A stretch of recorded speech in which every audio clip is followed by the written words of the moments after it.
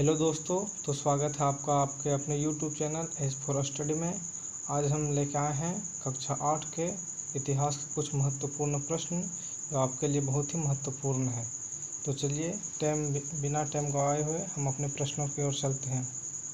ये प्रश्न आधुनिक काल में भारत के इतिहास से लिए गए हैं, जो बहुत ही महत्वपूर्ण ऑब्जेक्टिव प्रश्न है।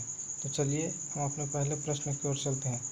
पहला प्रश्न है, भारत आने वाला पहला पुर्तगाली व्यापारी कौन था? भारत आने वाला पहला पुर्तगाली व्यापारी कौन था? तो वास्को डी गामा। कौन था पहला व्यापारी? Vasco D gamma. दूसरा प्रश्न है, स्वतंत्र भारत के पहले भारतीय गवर्नर कौन थे? राजगोपालाचारी। इसका उत्तर क्या हो जाएगा? राजगोपालाचारी। तीसरा प्रश्न है, बंगाल में द्वैत शासन की नींव किसने रखी थी? बंगाल में द्वैत शासन की नींव किसने रखी थी? Robert Clive. किसने रखी थी? Robert Clive. सिक्के जारी करने वाला पहला गुप्त शासक कौन था? चंद्रगुप्त प्रथम। इसका उत्तर है चंद्रगुप्त प्रथम। इसने सबसे पहले सिक्के जारी किए थे। पांचवा प्रश्न हमारा है, ईस्ट इंडिया कंपनी की स्थापना कब हुआ था? तो इसका उत्तर हो जाएगा 1600 ईस्वी। ठीक है, चलते अपने अगले प्रश्न की ओर। हमारा छठा प्रश्न है, 1935 के चुनावों के बाद 11 में से केवल 2 प्रांतों में गैर कांग्रेसी मंत्री थे। मतलब 11 प्रांत थे, उसमें से केवल दो ऐसे प्रांत थे जिसमें गैर कांग्रेसी मंत्री थे। तो वो प्रांत कौन कौन से थे? तो बंगाल और पंजाब थे। इसका उत्तर हो जाएगा बंगाल और पंजाब। ठीक है, चलते हैं अगले प्रश्न की ओर। शेर पंजाब के नाम से कौन प्रसिद्ध थे? तो उत्तर हो जाएगा लाला लाजपत राय। दोस्तों, लाला लाजपत राय शेर पंजाब के नाम से प्रसिद्ध थे। ठीक है, तो चलिए अगले प्रश्न की ओर चलते हैं। आठवां प्रश्न है, भारत में सर्वप्रथम कौन यूरोपीय व्यापारी आया था? भारत में सर्वप्रथम कौन आया था यूरोपीय व्यापारी? तो पुर्तगाली लोग भारत में सबसे पहले आए थे यूरोपीय व्यापारी में। ठीक है, चलते हैं अगले प्रश्न की ओर। अगला प्रश्न है, सरकारी दस्तावेज कहाँ रखे जाते हैं? जितने भी सरकारी दस्तावेज हैं वो कहाँ रखे जाते हैं? तो अभिलेखागार। इसका उत्तर हो जाएगा अभिलेखागार। 10वां प्रश्न हमारा है, ब्रिटिश शासन के माध्यम से ही भारत सभ्यता के मार्ग पर आगे बढ़ सकता है, यह कथन किसने कहा था? मतलब यह कथन किसका है? ठीक है, किसने कहा था? ब्रिटिश शासन के माध्यम से ही भारत सभ्यता के मार्ग पर आगे बढ़ सकता है। जेम्स मिल ने। कौन कहा था? जेम्स मिल। हमारा 11वां प्रश्न है, भारत के अंतिम वायसराय कौन थे? भारत के अंतिम वायसराय कौन थे?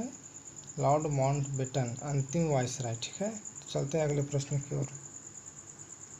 कश्मीर से कन्याकुमारी तक भारत का विस्तार कितना है? कश्मीर से कन्याकुमारी तक भारत कितना लंबा है और कितना इसका विस्तार है? तो 3200 किलोमीटर, यानी 3200 किमी। ठीक है, 13वां प्रश्न है, लोग इतिहास को किससे जोड़कर देखने की कोशिश करते हैं? इतिहास को किससे जोड़ के कोशिश करते हैं? तारीखों से। ठीक है, चलते हैं अगले प्रश्न की ओर। 14वां प्रश्न है, इतिहास को सामान्यतः कितने कालखंडों में बांटा जाता है? ये बहुत ही आसान क्वेश्चन है। कितने कालखंडों में बांटा गया है? तो 3 कालखंड। इसका उत्तर हो जाएगा 3 कालखंड। 15वां प्रश्न हमारा है, अंग्रेजों द्वारा स्थापित भारतीय राष्ट्रीय अभिलेखागार स्थित है। भारतीय राष्ट्रीय अभिलेखागार कहाँ स्थित है? जो अंग्रेजों द्वारा स्थापित किया गया था, नई दिल्ली में। ठीक है, चलते हैं अगले प्रश्न 16वां प्रश्न की ओर। अलग अलग समय पर होने वाले परिवर्तनों का संबंध में बताता है। अलग अलग समय पर होने वाले परिवर्तनों के बारे में कौन बतलाता है? तो इतिहास। बहुत ही आसान क्वेश्चन है ये। चलते हैं अगले प्रश्न की ओर।